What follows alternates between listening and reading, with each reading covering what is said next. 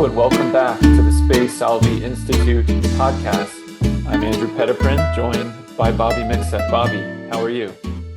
I'm great, Andrew. Hey, thanks. Good to see you. It's been a week. It's been a week. We have corresponded, but not seen each other face. Actually, we did see each other face to face once or twice, but not quite as intimately as this. Yeah, I appreciate it when I'm unloading the dishwasher at 6 a.m. Central Time in the United States, when you give me a call from the city square in Krakow, Poland. It makes me feel good about being alive. Yeah, no. I thought it was actually kind of appropriate. I thought, heck, what better place to be going to call you at 6 a.m. in the morning? So it was a very humane experience. Sometimes when you're doing these menial tasks in the wonderland of suburbia in America, you kind of feel you might feel a little disconnected from the reality that you inhabit in the old world. So I really appreciated it. I don't want to make anyone jealous here. It's just just here because of the wife. Well, yeah. Well, we hope our 5 minutes from the Rinnick, so that's the main square. And when I have to go buy a water or something, the cheapest grocery store is actually in the Rinnick. So it's a nice excuse for me to go and venture around the city. Wow. Imagine that there's a grocery store like right there in this walkable space where, there's full of historical buildings and things. What a joy. So what's that? Yeah, you'll see like they got Biedronkas all over Poland and these little ladybugs with a smiley face on them. So they're seen as actually kind of like Aldi in America, but They have Aldi. It's basically Biedronka, like an Aldi right in one of the nicest spots in Europe. So nice. I hear that European Aldis, by the way, are better than American Aldis. Oh yeah, much better. They also have like a different logo too. All right. Well, here we are. Exciting times for us, Bobby, because this is our second podcast, and by now we have launched our project. We have sent our listeners will have heard our first podcast. Maybe we have some new listeners today. Welcome. We've sent out we're calling it kind of a manifesto, I think, Bobby, kind of we're laying out some principles, some of the things that undergird what we're trying to do, why we're doing this in the first place. And we're beginning to roll out more articles to build our base of followers, to get people to sign up to our email list and to engage with the work that we're doing. So I'm very encouraged that we're on a roll now. Yeah, no, I'm really excited about it. And it's really just, it's nice to see that things are finally going.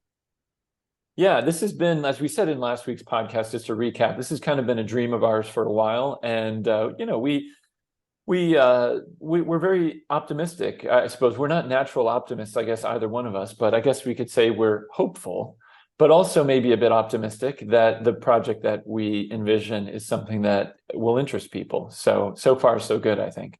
Yeah, no, it's good. Yeah, it's always pessimists hopefully with some with hope.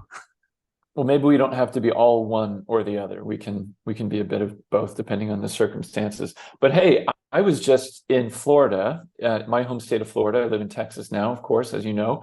But I was invited to come speak at a parish in Florida. I know the priest at this big kind of suburban parish in Orlando, Florida. So I was just there yesterday and the day before, and I spoke to these people. And one of the things that I said that I thought you might be interested in, Bobby, and I don't remember if I've ever told you this, but the first cathedral that I was ever in, the first Catholic cathedral that I ever set foot in, to my knowledge anyway, was the Cathedral of Notre Dame in Reims, in France, Reims, Reims, which is in the heart of Champagne country. And it was a weird circumstance that was the first cathedral that I ever set foot in.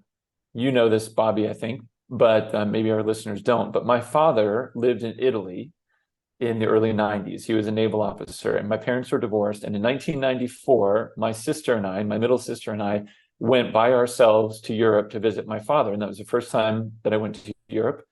I had 1 year of French at that point in 8th grade.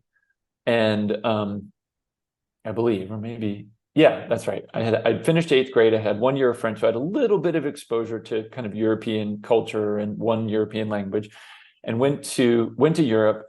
We got in the car where my dad lived in Italy, and we drove straight to France. That was where he wanted to take us first when we got there. And we drove all the way up to Champagne country, and we went to Reims Cathedral. And it was the first cathedral I ever went into as a 14-year-old. And to this day, the memory of that experience sticks with me. And it really only has occurred to me in the last few years just how meaningful it was that at that formative time in my life, here I was, this new world young man in the old world, not at all a Catholic, experiencing this truly transcendent space.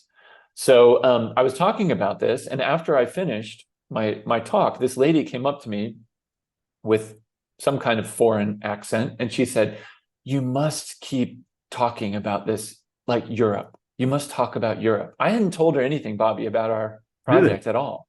Yeah, and I said, well, yeah, I mean, I'm so enthusiastic about Europe and Europe's role as kind of the headquarters, as it were, of Christian civilization. And she said, "I am from Spain, and I've been living in America for a very long time, but it is so important, and I think everyone needs to hear more about the experiences of people who go to Europe and who are from there, or who appreciate the treasures of what's on offer there." And I just was shaking my head in disbelief the entire time. I just couldn't believe right at this moment that you and I are embarking on this new endeavor, that I didn't mention it or anything. It was just sort of, I guess, coming through in the other things that I was saying. And this lady singled out what I said and was excited. So I hope other people feel the same way. Oh yeah, I like to share my experience too of actually being in Spain for 6 months, and that was such a transformative event for me. I went to Portugal. I think, Andrew, maybe we talked about this before in the last podcast. Maybe we didn't. But going to Portugal and finally seeing kind of the lived faith during Holy Week was just transformative for me. So yeah, I mean, it's not like, fetishizing Europe at all, but experience something there and you wanting to bring that back to America. I mean, my dad is a huge, my dad is like Rick Steves in many ways. Okay. Just, I think his politics are a bit different, but my dad kind of wishes he was Rick Steves. He bought all those books, but he from a young age, he wanted to get to Europe. And I remember, I forget how old I was my first trip to Europe, I think, was when I went to Spain, but I went back with him just to see a couple of those places. But he wants to get back all the time. And it's precisely because there's he loves the history, just the locations and all the history. But it's like meaningful, And so I think there's something like meaningfulness and beauty and goodness all wrapped up in one in Europe. So that's great to hear, Andrew. And that's great to hear.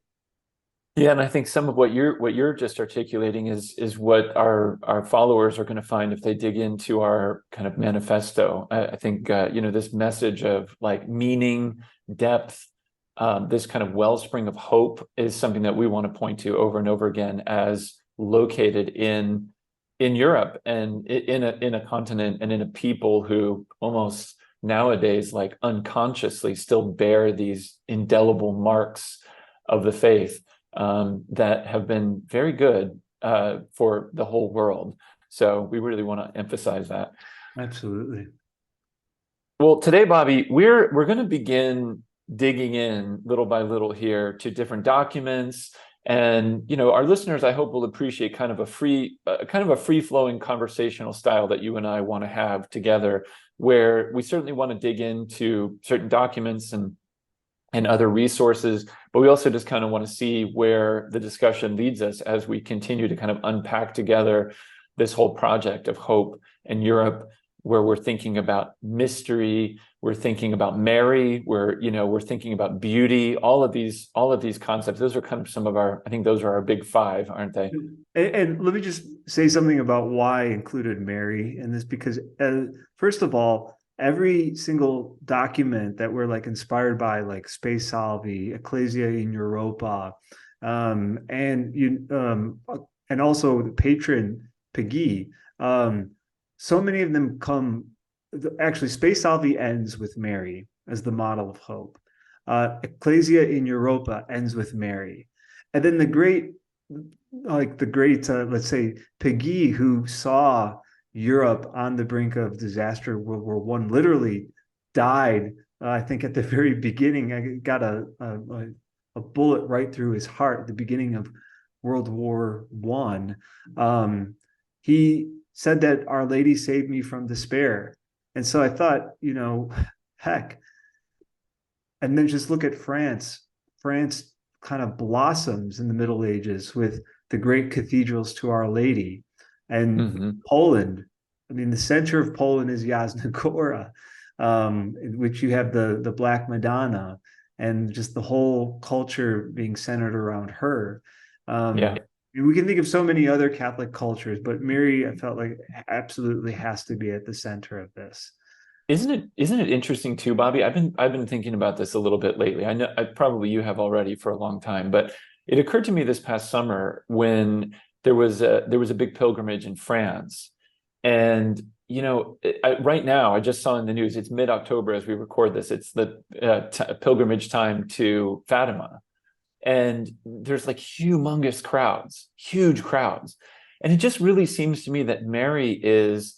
It was Mary's appearance, right, in Fatima that was kind of this, I really believe, this kind of pivotal moment in the history of the West, like right during World War One, like right when kind of the West is sort of facing this choice, which I think ultimately we've kind of chosen wrongly. But Our Lady really is this figure who I think is this symbol of hope, and particularly as we're attaching that to Europe and European society, that to this day, even people who aren't like super Catholic or religious are drawn to her, and they're drawn to places where she has appeared, and drawn to kind of the hope that she exudes.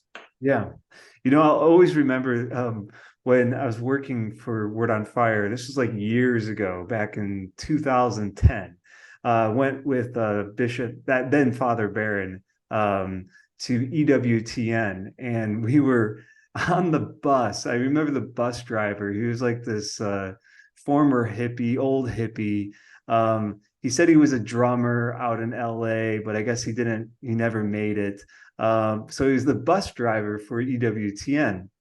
And he wanted to tell me his story. I was just kind of hanging out in the front of the bus as we were making our way into, I think that was Birmingham, Alabama.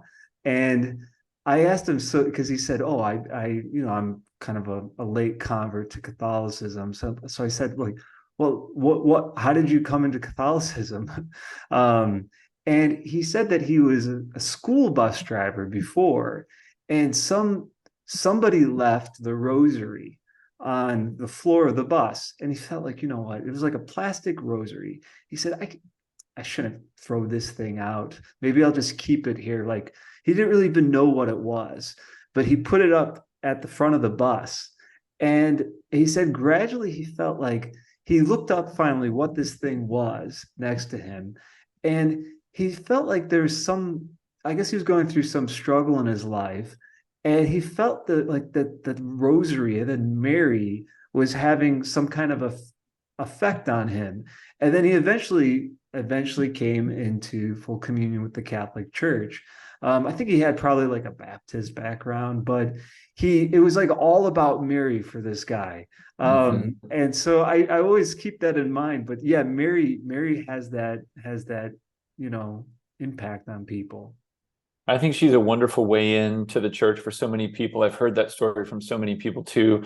And I think she's a real figure to reinvigorate the church also. So yeah, it's no accident, as you say, that she appears in some of these documents that are going to be real guiding lights for us in our project, particularly some of the work of St. John Paul II and Pope Benedict XVI.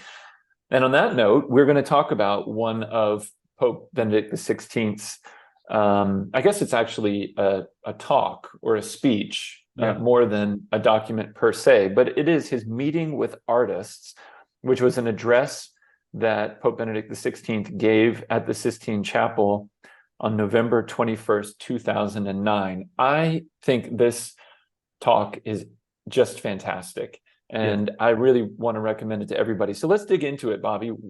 You're the one who Yeah. suggested that we look at this today. What was on your mind when you pitched it to Well, me and thought we ought to talk about it? well, in all honesty, I mean, I've always known about the letter of to artists by, Saint John Paul II. That was written like 10 years before this meeting with artists. And so I thought Pope Benedict has to have something on beauty, or some talk that he gave to artists. So I literally just Googled Pope Benedict XVI plus artists. And I found this, and then I'm like, oh, wait a minute here. And he even mentions that this is 10 years later. But like most things, I like Pope. I absolutely love John Paul II's letter to artists. I mean, it's great, but Pope Benedict XVI just knocks this out of the park. Yeah, And so I thought, okay, we should probably, I told Andrew, we should talk about this. yeah. It's just so good. And I'm sure most people haven't heard about it. I admit I had never heard of it, and it's crazy that I hadn't, because I have used St. John Paul II's letter to artists in some of my own writing. I put it in an article that I wrote about Catholicism and film, and it features in the preface to or the introductory chapter to the book that I co-authored with David Baird and Father Michael Ward, that's coming out this fall, about the Vatican film list. Yeah. It's such a wonderful piece of writing from John Paul II. I mean, and one of the most memorable things in it is something that Pope Benedict quotes, the notion that the church needs artists and artists need the church. This kind of like this reciprocal relationship that art and the church experiences with each other, which is, I think, when John Paul II said that, I'm not really sure nowadays if we understand kind of, and this was still the late 90s, this is not that long ago, but how in some ways revolutionary that was, that in the modern era, John Paul II is saying that, like we're not in Christendom where the greatest art is being produced by people who are avowedly Catholic or Christian, right? Yeah. And so Pope Benedict XVI definitely carries forward this same idea from John Paul II in his discourse, that doesn't even presume, right, that the great art that could be edifying, that could be nourishing to people's souls, is even coming from Christians, which is I think a really important thing that you and I have talked about many, many times. I mean, there's so many different ways we can go about this, but just how tiresome sometimes art that's being produced under the category of Christian or Catholic can be. We just don't want to get ourselves backed into corners like that, because truth is just kind of too big to be encapsulated in that way. So I'll throw it back to you. I know you have. No. What was interesting too is they keep referencing Paul VI address to artists. But even before Paul VI, like around the time of the Vatican II, John the 23rd reached out, and I think we talked about this, Andrew, where he reached out to artists as well. I think, and one artist, filmmaker who is not very close to living the Christian thing, Paolo Pasolini, right? Avowed Marxist. And many things besides that, but he was inspired. He dedicates his Gospel of Saint Matthew movie to I think John the 23rd. John the 23rd, yeah. Now, say what you will about that movie and the kind of like Marxist themes that come up throughout it, but I think it's actually just such a wonderful film. I mean, like, it's wonderfully shot. It's like a passion play. He uses the locals. I think Mel Gibson even shot the Passion in the same town that Pasolini shot the Gospel of St. Matthew in.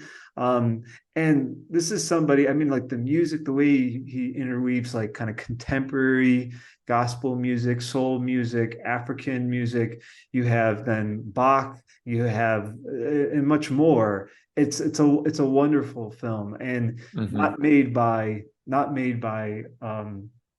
practicing Catholic. So, but it's interesting too, because John Paul II talks about in his letter the relation between the kind of moral life and the life of the artist, and there's a connection between the two. And so I thought that was interesting as well. But anyways, it doesn't mean like the holiest person around is going to be producing the most beautiful art. But maybe I don't know. Yeah, and well, so many different ways to go.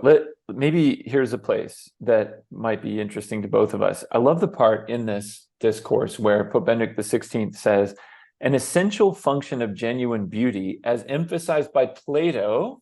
Plato is going to be a major figure for us as well, of course, but emphasized by Plato, is that it gives man a healthy shock. It draws him out of himself and reawakens him. That, I think, is a really important point, that, you know, one of the things that we're very concerned with is just the kind of de facto atheism, or the kind of de facto godlessness, or just, you know, just the kind of living amid various kind of quasi comfort, living busy lives that kind of keep everything kind of flattened out, and in a strange way leaves no room for God, even though we're actually all kind of bored. But art, truly beautiful things, whether they are avowedly, you know, meant to edify or not, can serve this function, this shock function, this wake-up call function, that is very good for the soul. Yeah, it's truly erotic. Yeah. I mean, it's in the terms of like ecstatic, it brings you outside of yourself. Yeah, I've had this concern for some time. I remember there was a while ago, there was a Catholic commentator who, this comes up from time to time, you know, who wants to affirm the importance of art, you know, but also kind of wants to be sure that things kind of, you know, that you categorize things the right way, that you're careful about, you know, oh, now that's valuable, but it has some objectionable content, and, you know, and all that kind of thing. And I have to admit, for the most part, I'm not really that interested in that way of approaching art. I certainly think that there are things that we ought to avoid. There's no doubt about it. But here's the funny thing is, like, there's so much stuff that we encounter that whether we're trying to avoid it or not, that is going to get stuck in our heads and is going to have an effect on us. And so the question is not so much like it's not always what to avoid, but rather like what to do with it once you've encountered it. And, you know, so for my money, I think your example of Pasolini was really good, and there are just so many others besides. I mean, you know how much I admire, for example, a filmmaker like Lars von Trier, who has made some like truly appalling things, and who is actually a Catholic, but who now I think doesn't really identify in that way or whatever. But for my money, I mean, even with disturbing content, and not all of his films, but even with disturbing content, I mean, that does so much more for my soul than most things that are on offer, you know? Do you think there's like some depth there that is somewhat missing in some of the films that are maybe more explicitly Catholic or Totally. Yeah. Yeah, I mean, or certainly just like what's available in the mainstream, you know? And you know, take someone like Ingmar Bergman, whose father was a Lutheran pastor, and he's called himself an atheist, but I mean, every single one of his films basically has something to do with the big questions and the deep things, the mysteries. Yeah. So, I mean, I would recommend pretty much any of it, maybe not Cries and Whispers, but just about any of his other movies, I would recommend. So I don't know, going off on a tangent there. There's so much more to talk about Benedict XVI's document, but as a film guy, that sort of thing definitely pops into my mind. Well, yeah. I mean, Andrew, you're reading Tarkovsky's diaries right now. And Yeah. I mean, it's just I think that really, really, really good filmmaking. I mean, it kind of teaches one like how to look, how to contemplate.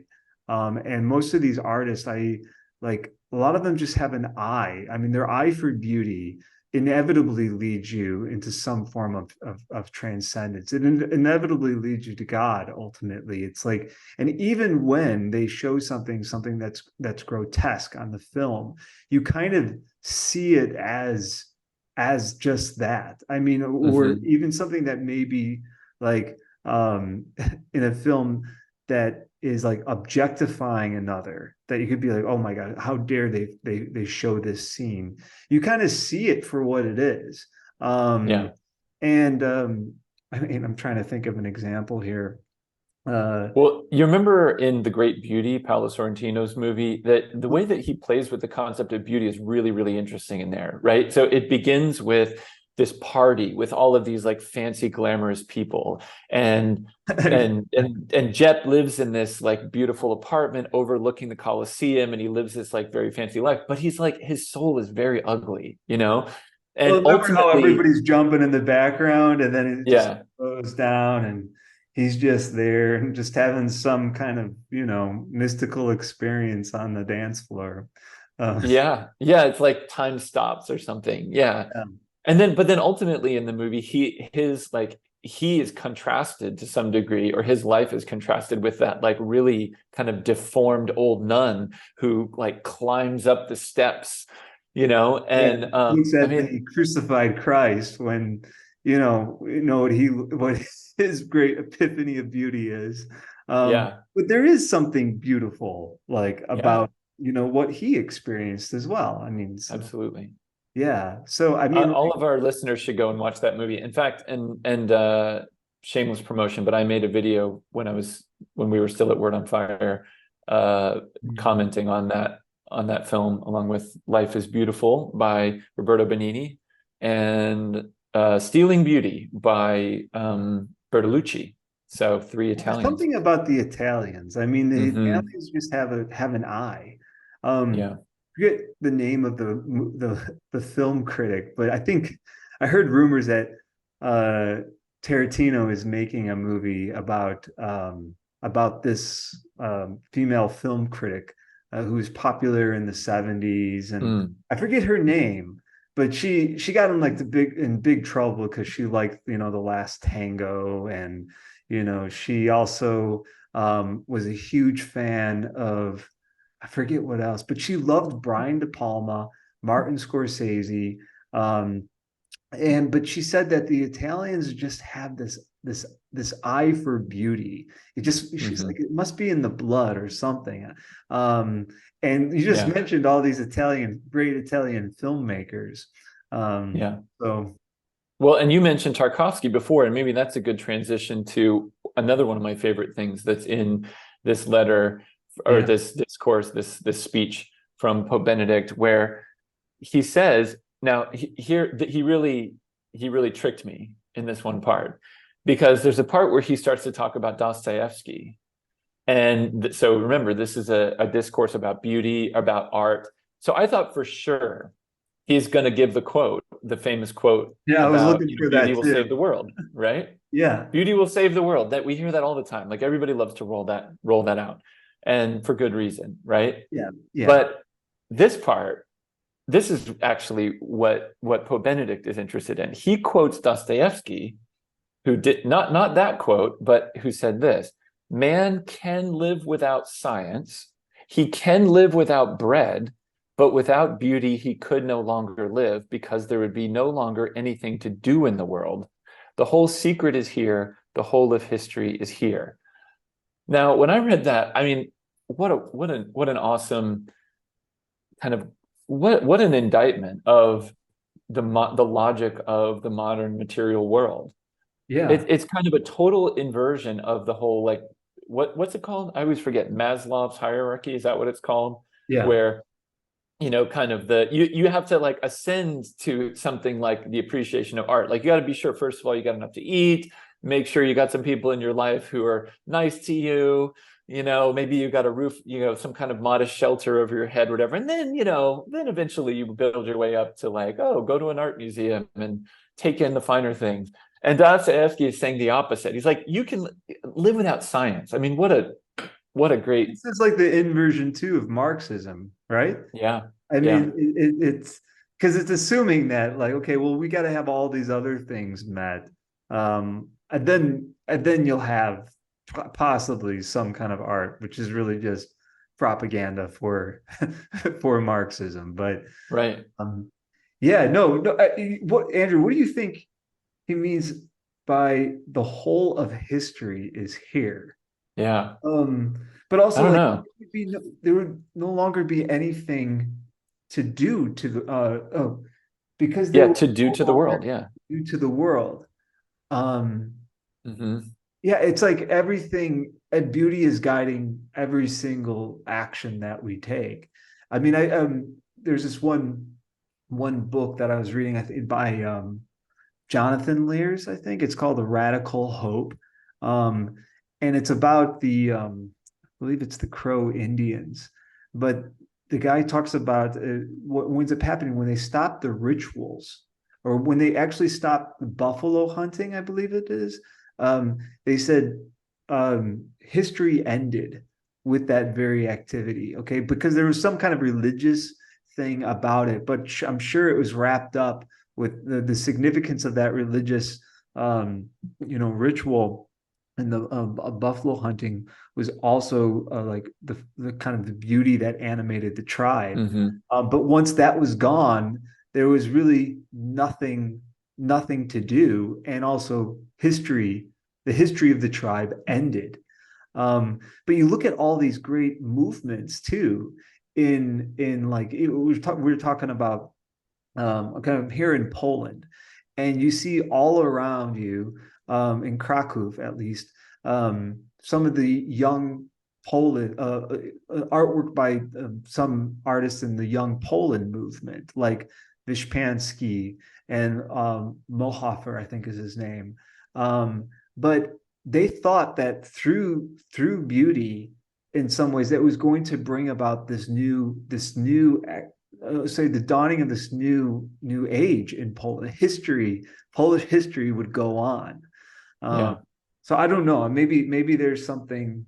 It does seem to be like a kind of an alternative and more spiritual account of history than what we hear. I mean, the whole like end of history thing, which obviously is ludicrous, but the idea that like history is this kind of like development of like sort of building of one innovation to another in terms of science, but then also in terms of kind of ideas, right? Like we're kind of like maturing into these creatures that are going to get closer to perfection or something like that. And it just doesn't seem like that's what Dostoevsky thinks at all.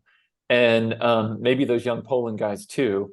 I was thinking even way further back. Something that really, really fascinates me is the cave painters, like cavemen and stuff like that. Like, have you ever seen Werner Herzog's film, The Cave of Forgotten Dreams? No, I was going to show that to my class, but I didn't feel like coughing up $10 just Yeah.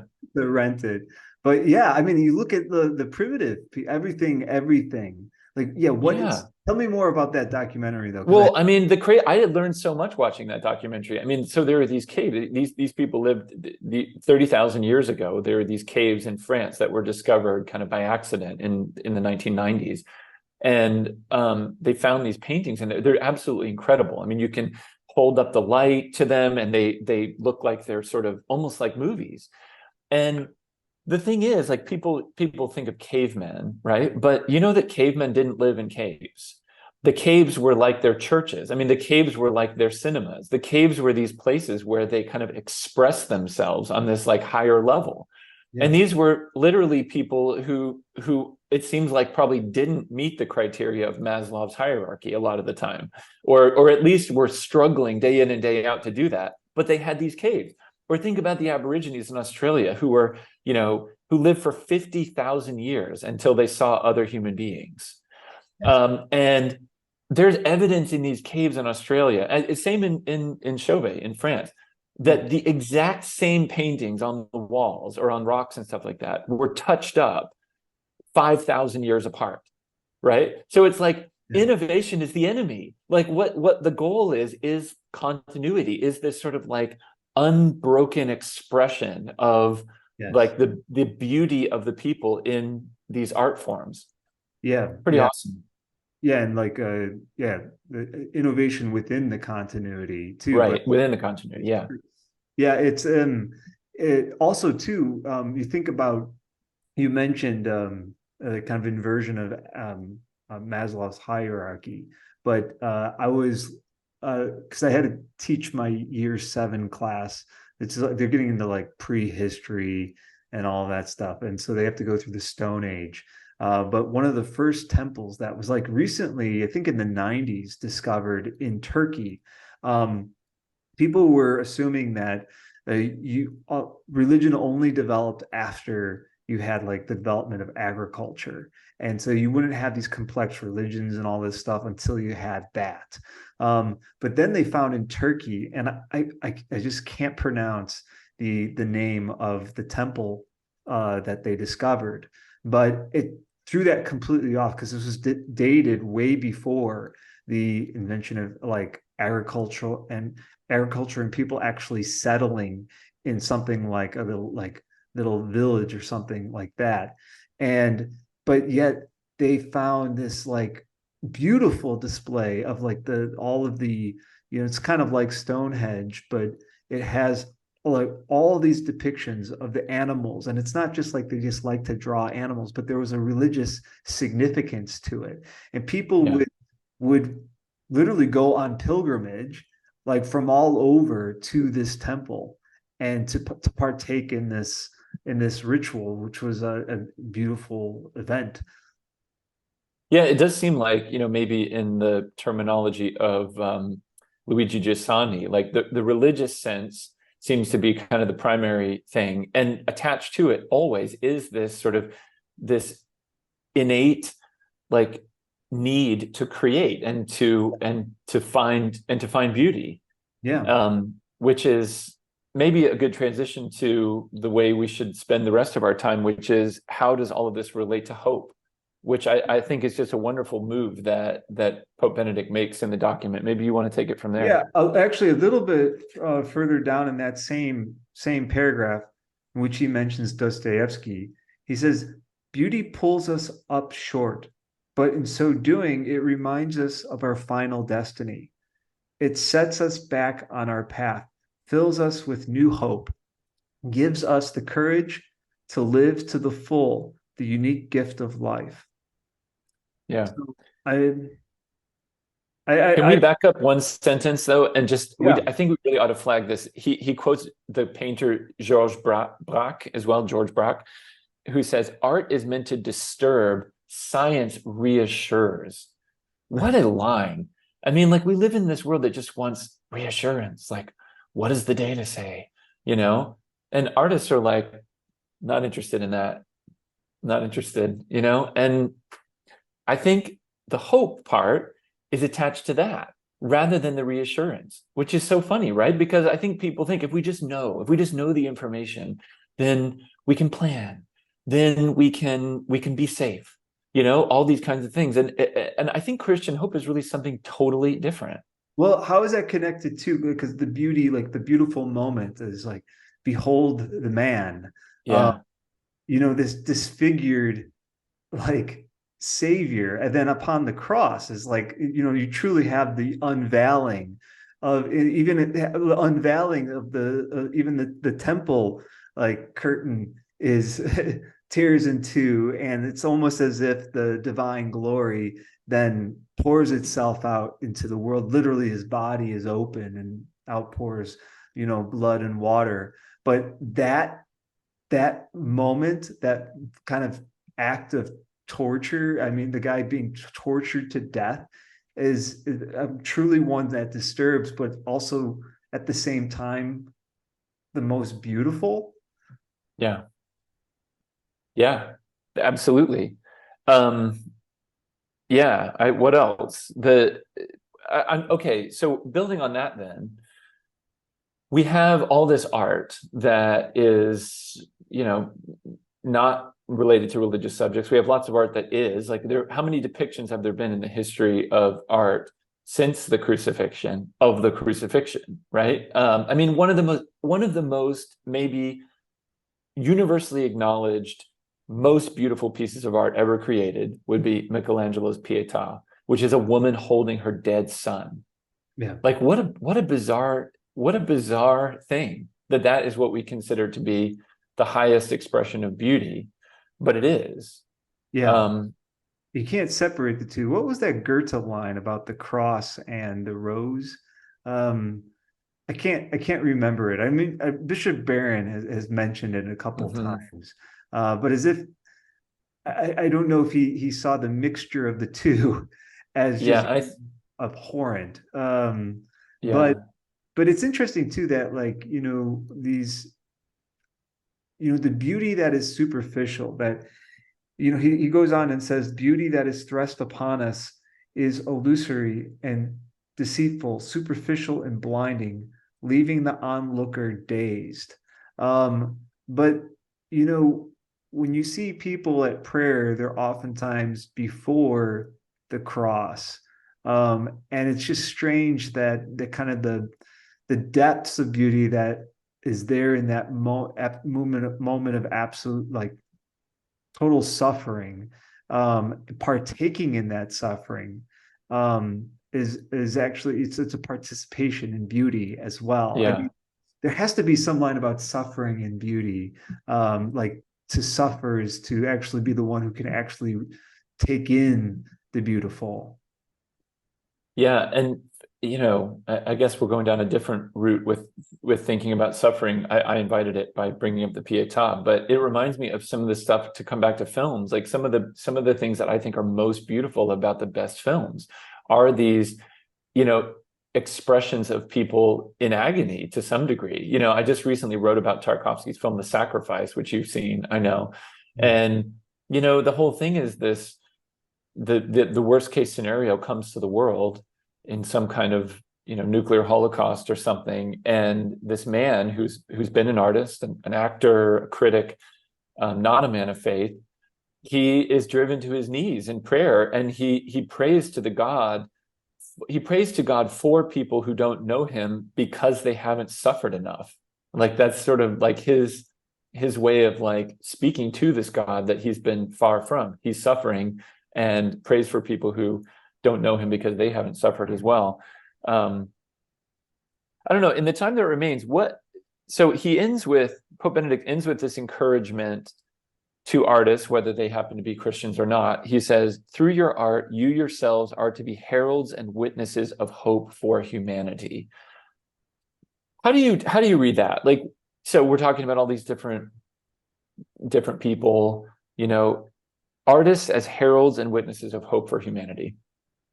Well, I mean, maybe connecting it to Dostoevsky's line about because there was but without hope he could no longer live, because there would be no longer there would no longer be anything to do to the world. It seems to me that like humans need beauty is almost like if you want to say the absolute, the point to which we're all like making our way, right? And not to get too Platonic here, but no, go ahead. But it just seems to me like, when humans, like sharks, I mean, I don't know if this is true about sharks, but I've heard that if they stop swimming, I mean, they just die. Is that true or is that not I true? don't, that's one of those things. It's good whether they do or not. We need the metaphor. So Oh, we'll let's say just that. say, like, Yeah. okay, we've got these wings that are which we're supposed to soar towards beauty. But if we're not flapping the wings, then we just, as humans, we just die. And so, Hmm. inevitably, we have to have this. And so that's why the artists are the great, in a way, they're doing a service to humanity Yeah. by making beautiful things. I mean, I have to say, when I walk through the city of Krakow, and Krakow was great because it was preserved, and you do have some contemporary art there, but which, I have to have somebody interpret it for me in order for me to find some meaning there. But but okay, but there is just art. The whole city is kind of like a work of art, and every time I just walk through the city, that's all I need. I feel so infused, and I mean, it just seems to me like, how can one and I see people who look a little bit depressed in the city, but I'm thinking, how look at all this beauty all around you. How could you possibly be depressed? I mean, Hmm. granted, it might be medical condition and all that Yeah. stuff, but No, but I know what you mean though. inevitably, Yeah. I mean, I feel like this is the great service. So I'm thinking, why do people like you and me want to come to Europe very often? Because we experience that we're renewed. We, in some ways, our humanity is in a way respected in these cities and through the beauty. Yeah. Um, and I don't know, it just seems to me that's like the service that the artist can do for generations and generations. There's a great scene in Fellini's film Eight and a Half, where so the Eight and a Half is a wonderful film. It's on the Vatican film list. I've written about it. But it's a weird movie and it doesn't make perfect sense to everybody who watches it. But there's this great part. So the movie is about this director who's trying to make this film. He's this famous director, but he's sort of pretending like he's ready to make this movie because he's got backers and he's got actors cast and all this stuff, but he doesn't really have a script. He doesn't really know what movie it is that he's going to make. And so he's at this party and someone says to him, "Oh, what are you working on now? Another film without hope, probably." Like as if like, these artists just, don't, they just sort of are all self-indulgent and, whatever. But it's like, it's a kind of an indictment for him, like as a filmmaker who is he's actually trying eventually to make an anti-Catholic film, and it turns out to be impossible. You will always end up making a pro-Catholic film if you try to make an anti-Catholic film. At least this seems to be what Fellini is saying. But more importantly, in a sense, like you can't produce a good piece of art that's without hope. You kind of just can't do it. And so this is like the dilemma that the director is in Eight and a Half. And I think, that's coming through in this like encouragement that Pope Benedict is offering to artists here too. Like, I mean, that's your task, artists. Like that's kind of what you do. Yeah, yeah. No, completely agree. Is there anything else here in the Yeah, I don't know. Any further thoughts? well, just at the very end here, there's like he says that um faith takes nothing away from your genius or your art. On the contrary, it exalts them and nourishes them. It encourages them to cross the threshold and to contemplate with fascination and emotion the ultimate and definitive goal, the sun that does not set, the sun that illumines this present moment and makes it beautiful. And then he gets into St. Augustine here, when he reflects on man's ultimate destiny. Um, and he talks about how everything is the source. This is the reason, a vision surpassing all earthly beauty. Okay. So he's talking about we are to see a certain vision, a vision surpassing all earthly beauty, whether it be that of gold and silver, woods and fields, sea and sky, sun and moon, or stars and angels. The reason is this: it is the source of all other beauty. Um, I mean, Yeah. this is a wonderful, wonderful address. And it's just too bad. not many people know about it. I mean, I did not know about this till a couple days ago, but he starts in one paragraph. He talks about he even corrects theology with Balthazar's line as a beauty being the first word and the last word. And then he quotes further down Simone Weil as saying that in beauty, in the presence of beauty, is the presence of God. And then also, do you say, is it Hermann Hesse? Or Hesse, yeah. He quotes Hermann Hesse, yeah. Yeah, art means revealing God in everything that exists. Yeah, that's an interesting inclusion. Hesse was very fascinated by Eastern religions, and I think that's a really astute quote. That it's astute of Pope Benedict to pull that quote out to say, like, Christians aren't pantheists, right? But we are. I always worry that I'm getting this wrong. I think we are panentheists, right? We don't believe God is everything, but God's presence is in everything.